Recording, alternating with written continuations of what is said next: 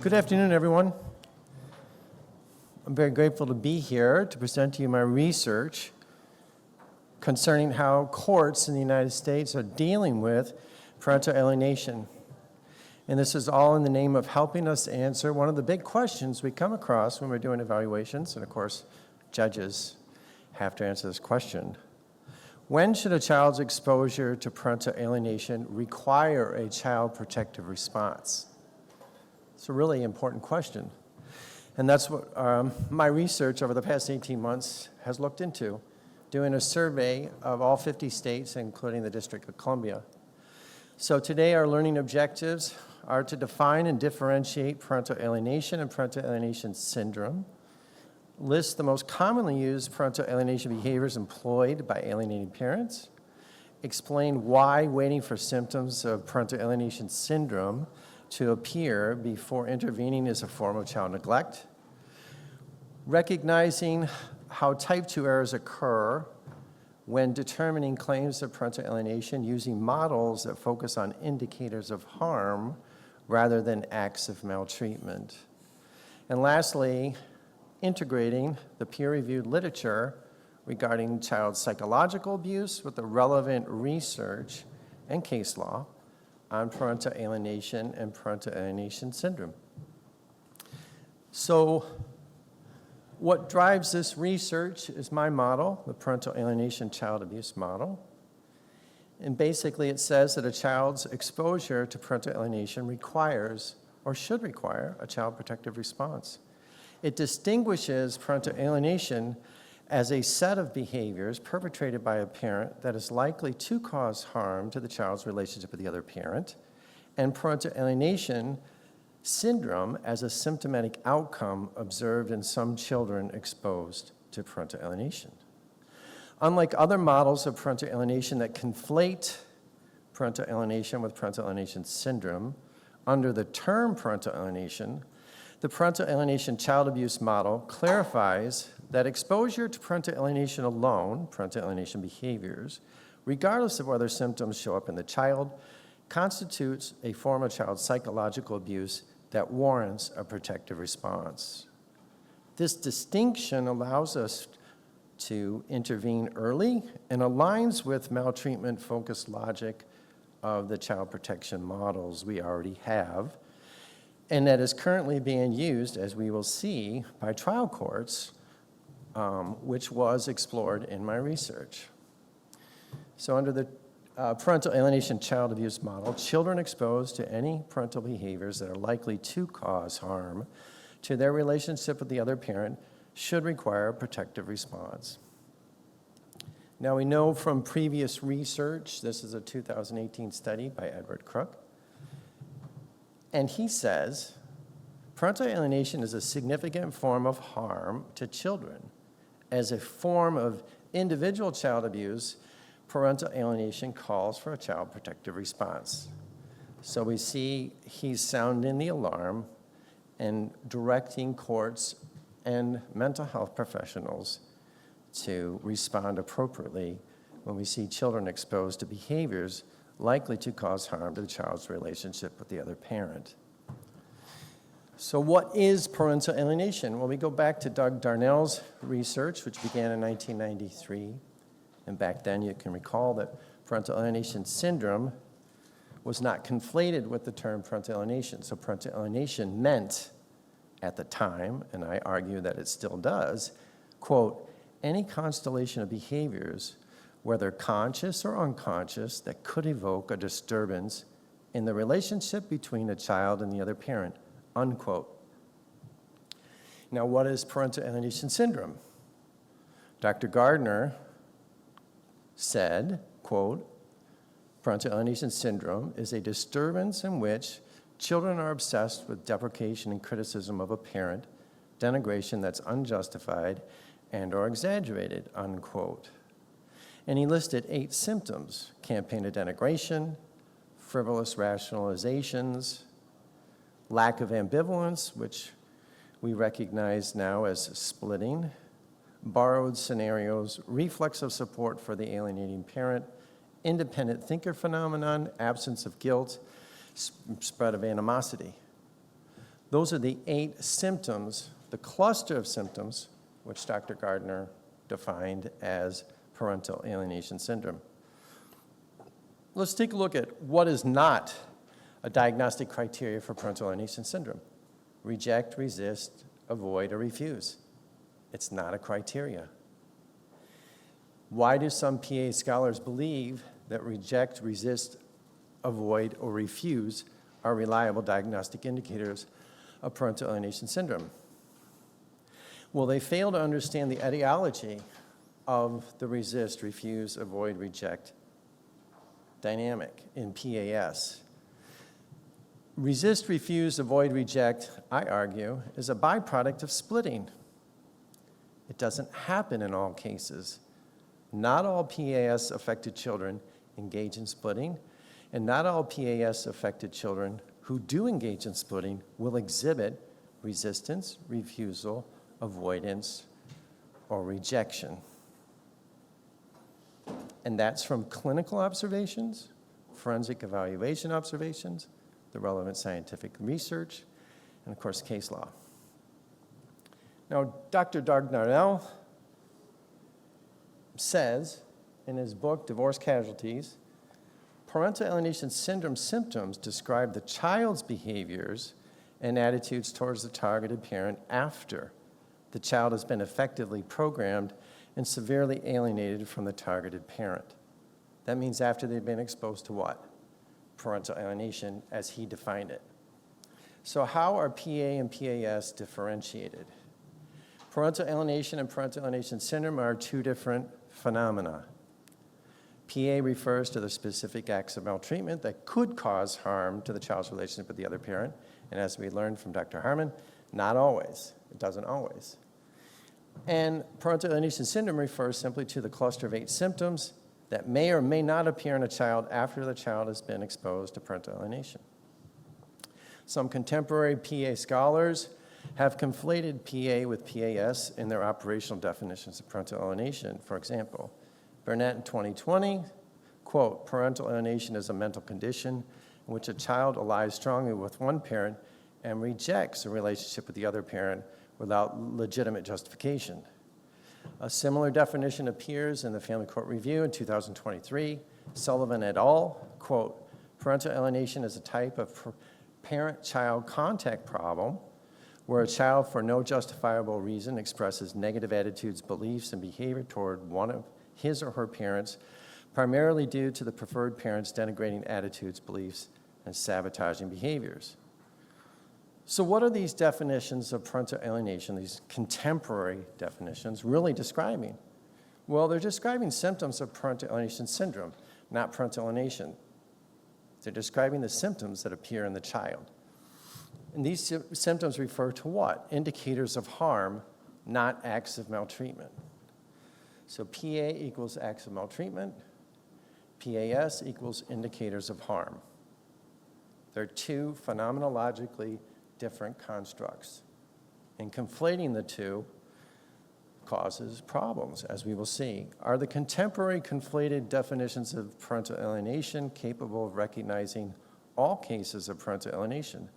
The answer is no, and why not? Because not all cases of parental alienation involve A, symptoms of parental alienation syndrome, we learned that from Dr. Harmon's research, and B, a child resisting, refusing, avoiding, or rejecting a relationship with the targeted parent. Those 2 factors are not in every case of parental alienation. So these are the false assumptions concerning PA when we conflate parental alienation with parental alienation syndrome under the term parental alienation. Conflating parental alienation with parental alienation syndrome creates 2 false assumptions. 1, symptoms of PAS must be present to diagnose PA. 2, the child must be resisting, refusing, avoiding, or rejecting a relationship with the targeted parent to recognize parental alienation, i.e. the 5-factor model, the resist-refuse dynamic model, and most recently, the parent-child contact problem model. Why is this important? Any model of parental alienation that requires the presence of symptoms of parental alienation syndrome or a resist, refuse, avoid, reject dynamic fails to recognize cases of parental alienation at the beginning stages of the abuse cycle. and my research that I'm sharing with you today shows that children are abused when they are exposed to parental alienation, regardless if they ever exhibit symptoms of the syndrome, or whether they ever display rejecting, resisting, avoiding, or refusing behaviors. In fact, the resist, refuse, avoid, reject dynamic is absent in many cases of parental alienation, and if we claim PA, parental alienation, does not exist until the child resists contact or exhibits symptoms of parental alienation syndrome, we commit type 2 error. So conflation in the relevant scientific research refers to the error of treating two distinct concepts as if they're one. So the parental alienation child abuse model, as I said before, posits that a child's exposure to parental alienation requires a child protective response.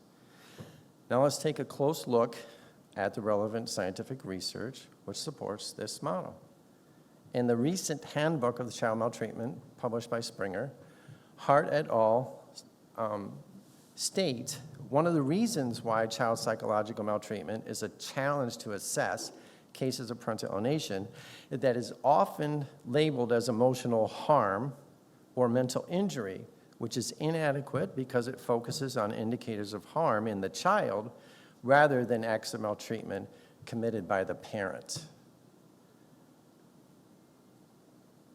Now, looking at the annual child maltreatment reports published by the U.S. Department of Health and Human Services, they are reporting that psychological maltreatment, which includes parental alienation, is only 6.4% of all cases of substantiated child abuse. Now, we know from the relevant research that that is inaccurate. A meta-analysis from Stoltenberg et al. Found an estimated prevalence rate when they studied 29 studies they looked at, over 7 million participants, found an estimated prevalence of emotional abuse, which includes parental alienation, 36%. So let's look at one of the good laws that helps us identify parental alienation when children are exposed to parental alienation behaviors, but before they develop the symptoms. So if you live in a state or a province that says the child has to show harm, demonstrable symptoms of significant harm before you can call it emotional abuse, it's a problem. But in Colorado and in my state of Michigan, we have similar statutes. And in this particular case, emotional abuse means either an identifiable substantial impairment to the child's intellectual or psychological functioning or development, or a substantial risk of impairment to the child's intellectual or psychological functioning or development. And this is mirrored in the Diagnostic Statistical Manual of Mental Disorders, the 5th edition, which came out, in 2013, and was recently updated in 2022. Child psychological abuse is any non-accidental verbal or symbolic acts by a child's parent or caregiver that results or has reasonable potential to result in significant psychological harm. So what does this mean in terms of identifying parental alienation as a form of child psychological abuse? Well, exposure. Evidence of a child's exposure to parental behaviors that are likely to cause symptoms of parental alienation syndrome, and we're talking about acts of maltreatment, is child psychological abuse. It's right there. You don't have to go any further. You can cite right to it. And then, of course, this is the either or. Impact, evidence of a child's exposure to parental behaviors that have already caused symptoms of parental alienation syndrome is child psychological abuse. So recognizing parental alienation child abuse happens in two ways. We have two types of measurement. One, the first thing I look for as an evaluator, has a child been exposed to parental alienation behaviors, any parental behaviors likely to cause harm to the child's relationship with the other parent? If the answer is yes, it's parental alienation, and it's psychological abuse. It's that simple. The second question then we look for when we're evaluating the family is, does the child exhibit symptoms of the syndrome? Has it progressed to the point where the child has internalized it? If the answer is yes, it's parental alienation syndrome. So we're going to go through quickly some of the most common recognized parental alienation behaviors in parental alienation: bad-mouthing, telling the targeted parent, telling the child the targeted parent doesn't really love them, communicating to the child the targeted parent is dangerous when they're not, limiting contact with the targeted parent for non-protective reasons, belittling the targeted parent in front of the child, inducing conflict between the child and the targeted parent, confiding in the child about the marital relationship, forcing the child to reject the targeted parent, forcing the child to choose between his or her parents, and withdrawing love and getting angry if the child shows positive feelings for the targeted parent. Now, the study you see on the slide, there's 56 of these behaviors that they recognized way back in 2006, and that was Doug Darnell and Amy Baker. But it's seminal research that helps us understand all of the ways that children are abused psychologically through parental alienation, which is any behaviors likely to cause harm, child's relationship with the other parent. Another good source for understanding these behaviors, this is Divorce Poison by Dr. Richard Warshak. He's got a section here on page 202 and 203 in the digital print. Exaggerating the target's negative behavior, telling lies about the targeted parent, revising the history to raise positive memories of the target, associating the label the truth with the programmer's implanted scenarios, instructing children to keep secrets from, spy on, and lie to the targeted parent, and programming the child to resist attempts to undo their indoctrination.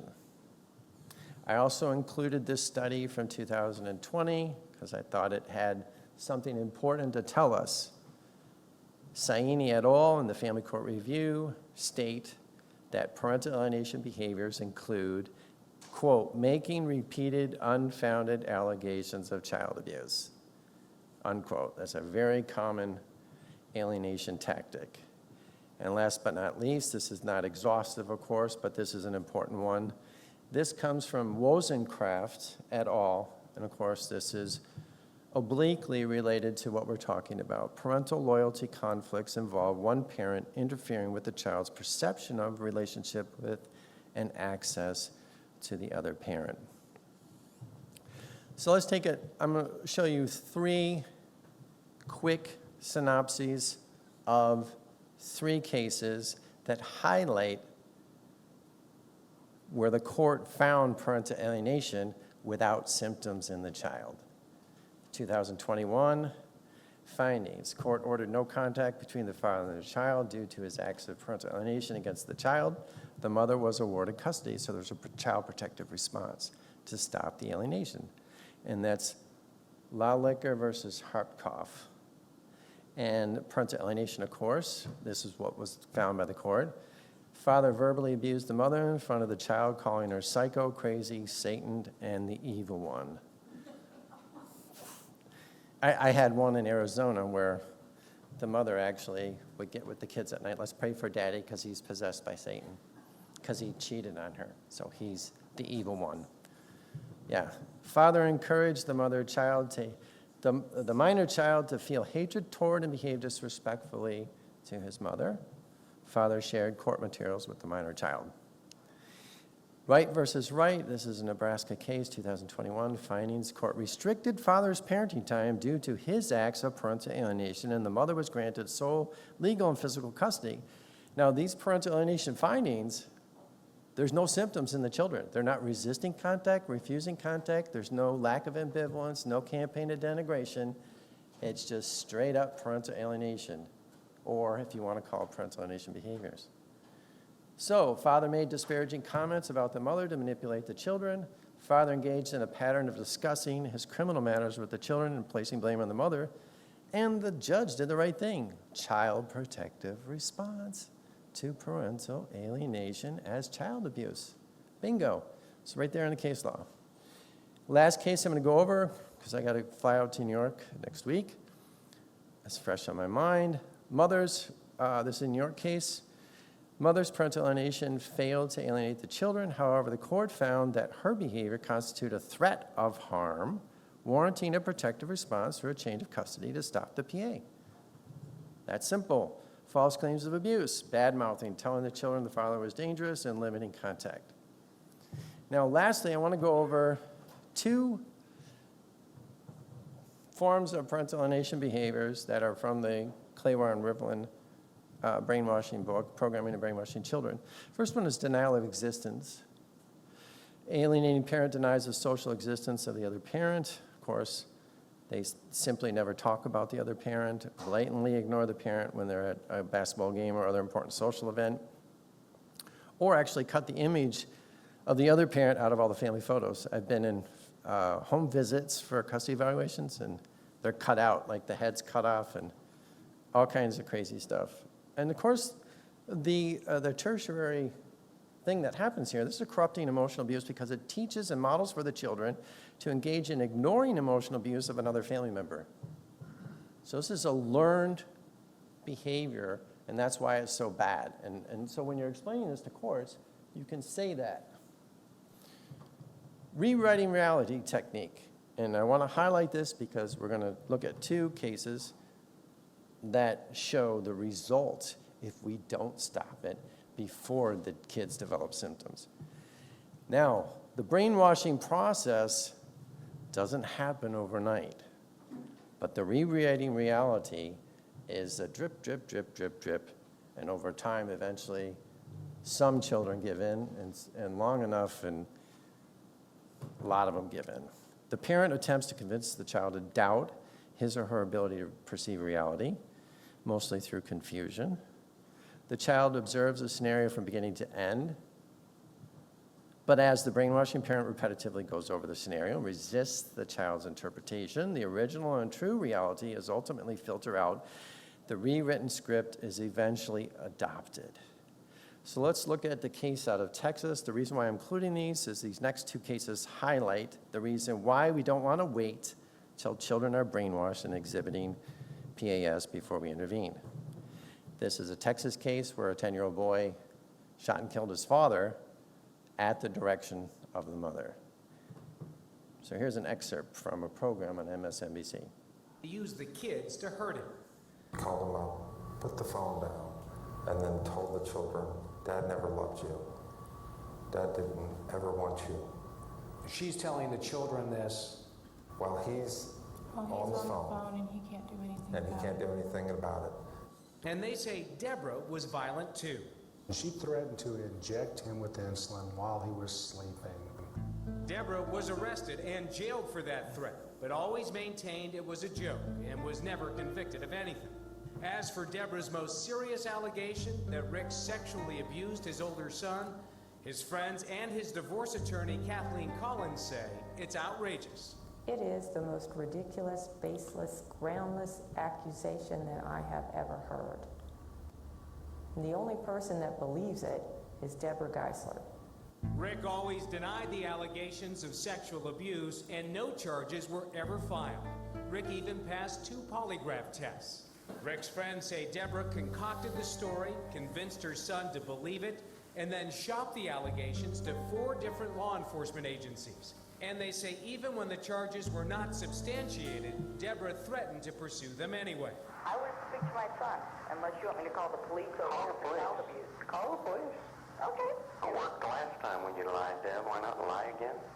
Oh, no, I didn't lie. You lied. No, I didn't. 2 detectives said you were not credible. Oh, wait till you get the next round. What's the next round, Deb? Oh, take care. She is a sadistic, mean, vindictive woman. Very vindictive. She was relentless in her pursuit to try to destroy Rick. Rick's friends. This went on for several years before it got to this point. In the next clip, we're going to see how the 10-year-old boy, Eric, heard his mother tell his, or the younger brother, 8-year-old, heard his mother tell his brother, Eric, to shoot his dad. And there was something else. A school paper the younger child later wrote about the day his dad died. The assignment was to write about a day you were afraid, and he wrote about the day that his father died. He wrote that he heard his mother tell his brother to shoot his dad. And the prosecutors, when they're talking about how they charged him, the interviewer asks why they didn't charge the mother. And let's hear this clip. Why did this boy kill his dad? The short answer is because he was angry. The simple answer is that he had become so alienated from his dad, and he, in his mind, Dad was really the source of all of his problems. And if you eliminated Dad, you eliminated the problem. Do you think Deb Geisler played a role in this? There's no question that she created the poisonous environment that led that boy to shoot his father.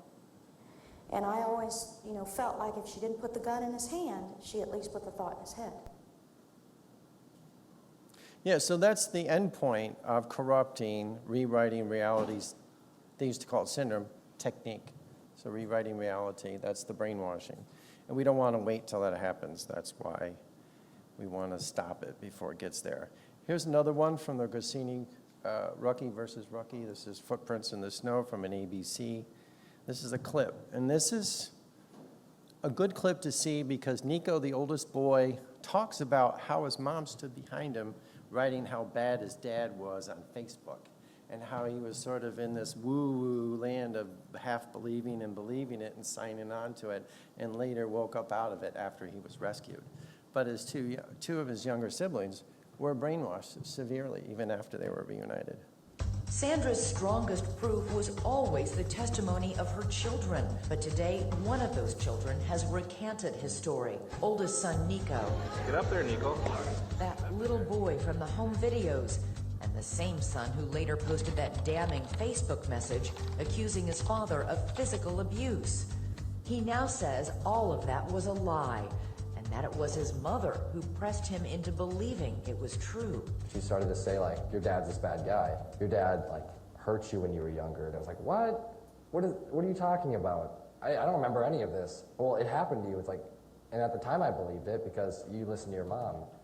He says he was 15 years old and he couldn't understand why she didn't want him to see his father. I felt really close to my dad, and I was still confused on what was going on. Like, why wasn't I seeing my dad? Nico now says he never saw his father physically abuse his mother or his brother and sisters. As for that Facebook post, Nico says Sandra stood over him while he typed, coaching him on exactly what to say. When I look at my writing then and what I wrote then, that doesn't sound like me, and I feel really bad. He continues to tell us that you brainwashed them into thinking they were abused. And you don't find that questionable? Well, what do you think? You're his mom. I haven't seen Nico for a long time.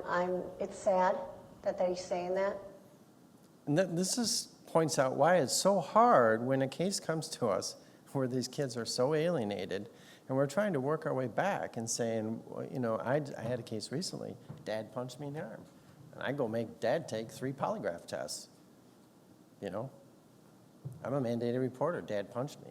Well, how did he punch you? Show me on the pillow. So we're going through extraordinary lengths of time, and this is a cautionary tale why we want to catch it. Hopefully these cases come to us before this alienation becomes so severe. So let's take a look at the model classification of parental alienation with parental alienation syndrome. This is a pictorial overview of the correct classification of parental alienation and parental alienation syndrome and how they fit within the gambit of child psychological abuse. All cases of parental alienation are cases of psychological maltreatment, as we just discussed. And this means regardless any parental, when we're talking about parental alienation, we're talking any parental behaviors that are likely to cause harm to the child's relationship, regardless if harm results. This classification is found in the appellate court record in the relevant science and has been forensically and clinically observed that trying to harm a child's relationship with the other parent is a form of psychological maltreatment. All cases of parental alienation syndrome result from a child's exposure to parental alienation. Therefore, and not all children develop this syndrome, of course.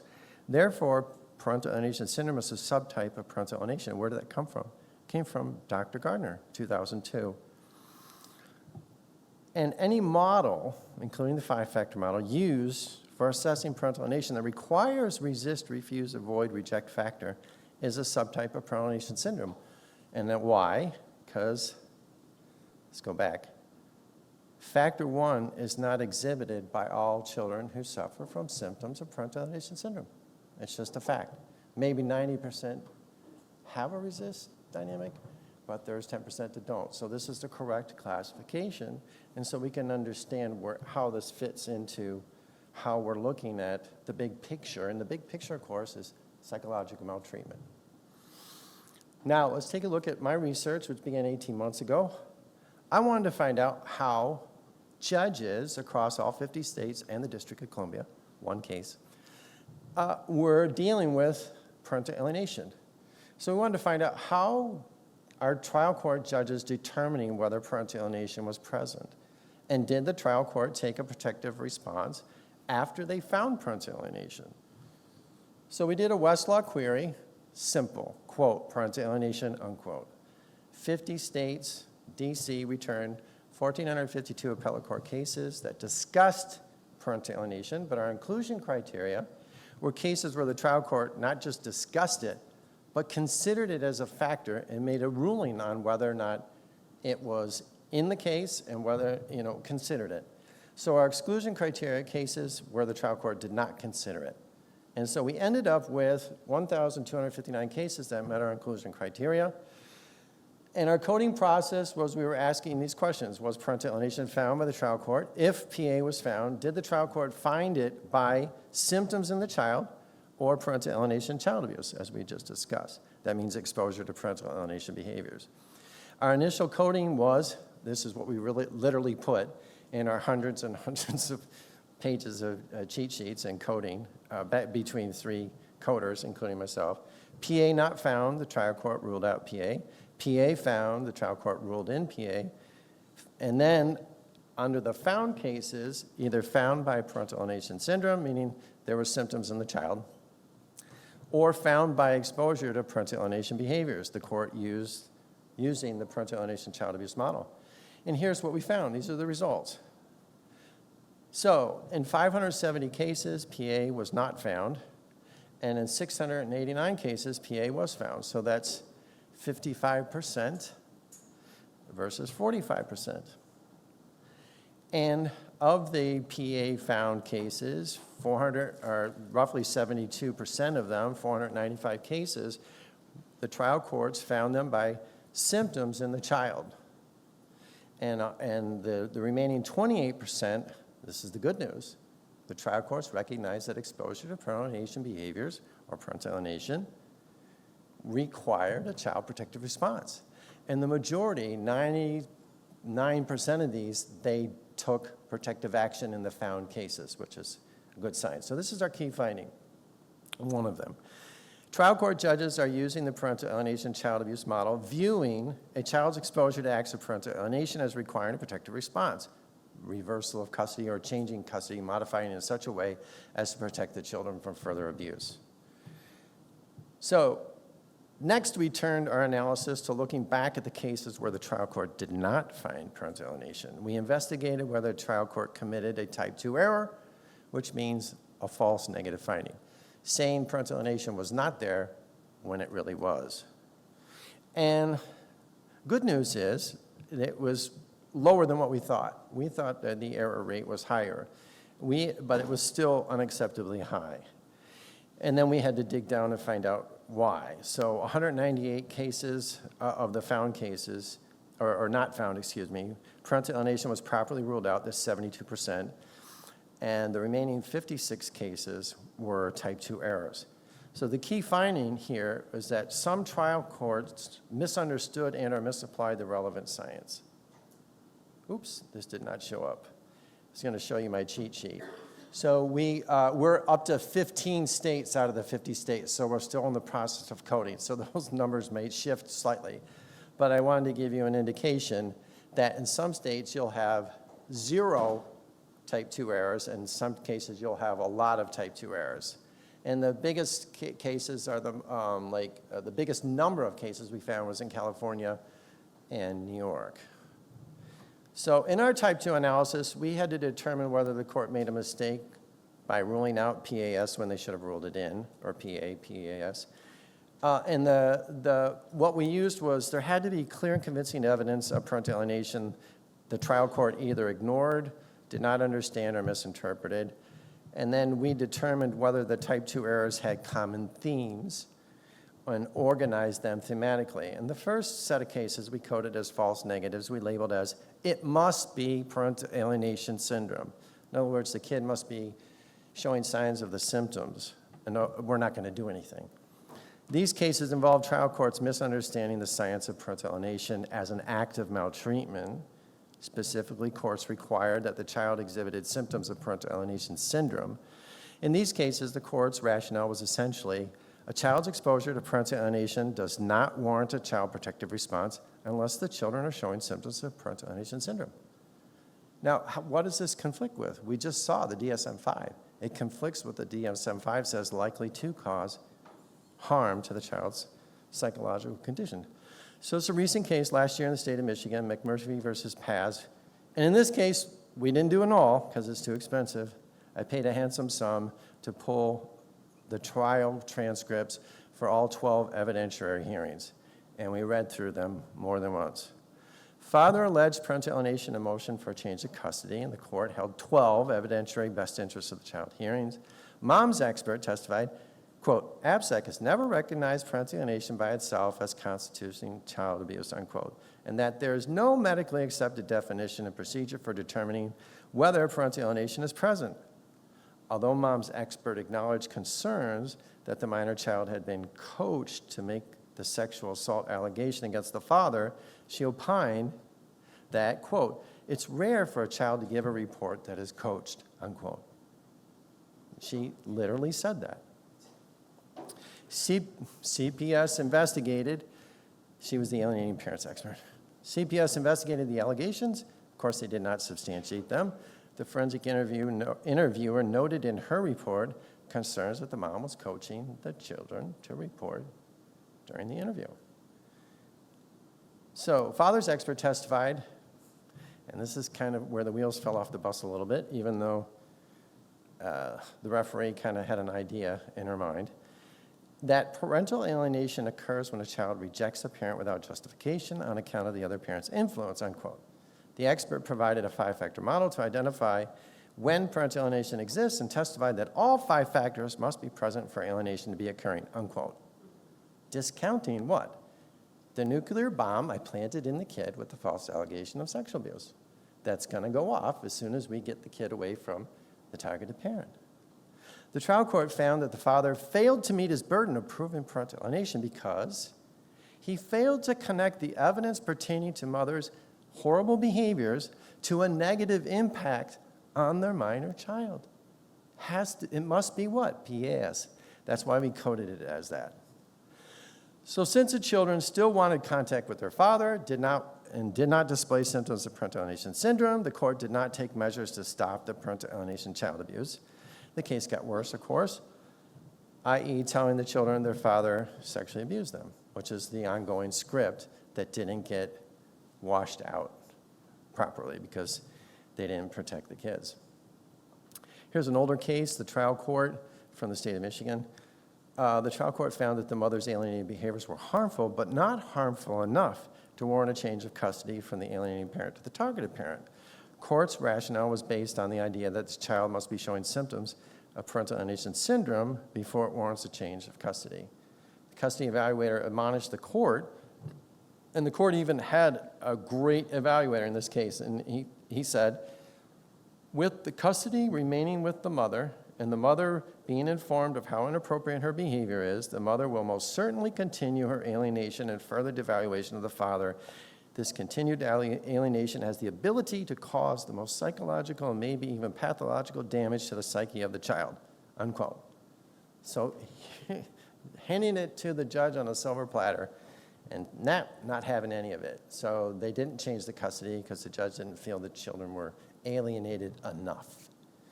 So here's a Kansas case, a court of appeals. upheld a trial court decision granting primary residential custody to the mother, despite evidence in the trial court record of parental alienation behaviors that exposed the child to significant psychological risks. Trial court concluded that there was no clear evidence of psychological harm, emphasizing that the child appeared well-adjusted, performed well in school, and maintained a functional relationship with the father. The court expressly declined to consider the mother's parental alienation behaviors as relevant to custody, absent a showing of actual harm. The judge remarked that the mother had intentionally tried to harm the father's relationship with the child, and that in fact the child and the father had a healthy relationship. The judge remarked that the mother had not intentionally. So the alienating parent didn't mean to do it. So no harm, harmless error, just keep the kid with the alienator. And that's why we coded it as this. And we coded this as a failing by the court, so a type 2 error. Should have declared and should have taken a child protective response. Now, others might disagree with that, but it's helpful to us because it helps us sharpen our pencils when we're doing this kind of work. So analysis. In this particular set of cases, this is just 3 out of many. What went wrong? The courts failed to recognize parental alienation as abuse based on the mistaken belief that a child must be exhibiting symptoms of PAS or RRD. What can we do about it? We can teach courts that a child's exposure to parental behaviors likely to cause harm to the child's relationship with the other parent should require a protective response, even in the absence of symptoms of PAS or resist, refuse, avoid, reject. The next set of cases, the second, we coded as false negatives, involved trial courts concluding that even when children exhibited severe symptoms of parental alienation syndrome, it would be less harmful to place them in the custody of the alienating parent rather than the targeted parent. The most common rationale, often echoed by professionals and adopted by the court, was the belief that the child would suffer greater emotional harm from being separated from the alienating parent than from being reunited with the non-abusive targeted parent. And this is a failure on many levels, but let's look at one of the cases, Krieger versus Krieger. There was substantial evidence, this is a quote from the trial court in the appellate court record. There was a substantial evidence that the defendant over a period of several years alienated the children from the plaintiff father and plaintiff's family, spoke derisively of plaintiff father to the children, and condoned and encouraged the children to make plaintiff's visitation with them difficult and unpleasant, unquote. Quote, we affirm the trial court's custody award to the defendant mother because it's questionable whether an award to the plaintiff father would have any significant chance of succeeding. These are the people in the robes at the appellate court level. I don't think it's going to happen. Pull the plug. Flatline. DOA. So in this 2023 case, we have another example of this. In re MB, and this is California appellate court case. The trial court affirmed a juvenile court's decision to terminate the father's reunification services and maintain the child's in the mother's sole care, despite acknowledging that the child had become deeply alienated from the father due to the mother's conduct. This exemplifies the too alienated to protect fallacy, where the court recognized parental alienation, but declined to act protectively because they felt the child's hostility was too entrenched. I've had a few cases like this.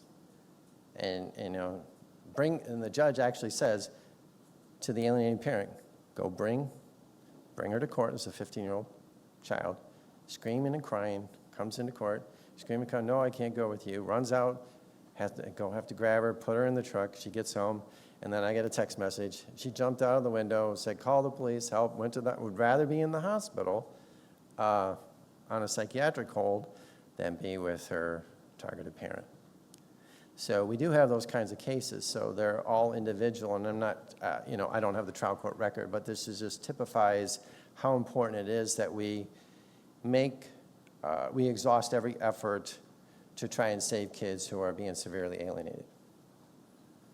So the appellate court affirmed this decision, reasoning that the child's refusal to reunify rendered further service is futile, so they're giving up. Both the trial court and juvenile court concluded the reunification was no longer in the child's best interest, based solely on her unwarranted rejection of her father. This case epitomizes the failure to protect a child from parental alienation because the parental alienation had already worked. Court acknowledged the alienation, but instead of removing the child from the psychologically abusive environment, it left her there, effectively rewarding the alienating parent and punishing the targeted parent. The rationale that separation would cause more harm than the alienation itself.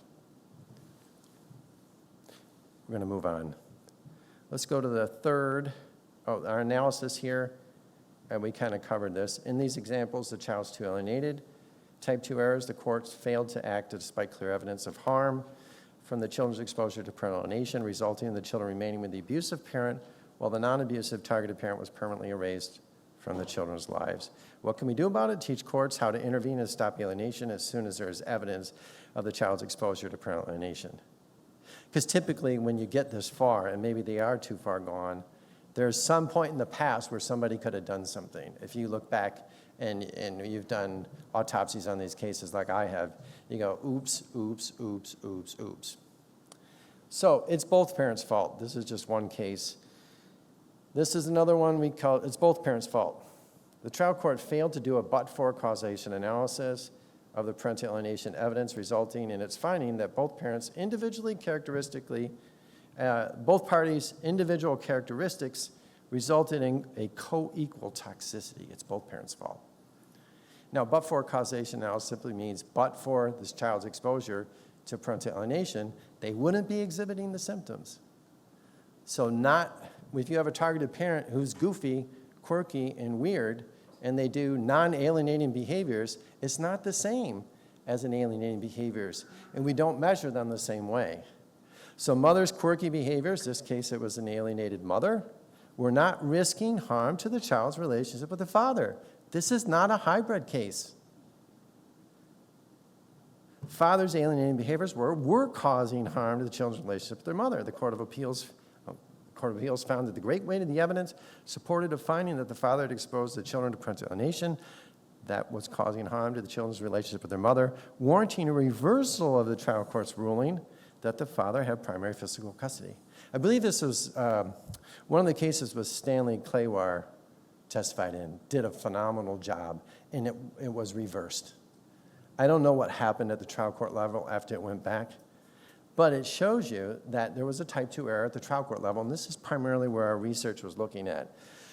So there was one other that we're working on, error on the side of caution. This is a common one, type 2 error, where they just yank the kids and they say, oh, well, there's just an allegation, and we just have to err on the side of caution, and then a few moments later, 10 months later, a year later, oh, we were wrong about that. Too late, 10 months of abuse, 10 months of alienation, and we may have started with one thing, and now we have something else that's 10 times worse. So to recap, so we can get to some questions and answers, our key finding is that judges are finding parental alienation 55% of the time it's alleged. In 72% of the cases where a judge found parental alienation, the court used the PAS model, and with the remaining 28%, the court used the PA child abuse model. Judges are ruling out parental alienation 45% of the time it is alleged, with an estimated error rate, type 2 error rate of 22%. Now, it could be lower, it could be higher. We've only gotten through 15 states. Another key finding is the use of the parental alienation child abuse model is predicted to reduce type 2 errors. In other words, recognizing that a parent's behaviors towards a child that are likely to cause harm to the child's relationship with the other parent, even if harm never results, requires a child protective response.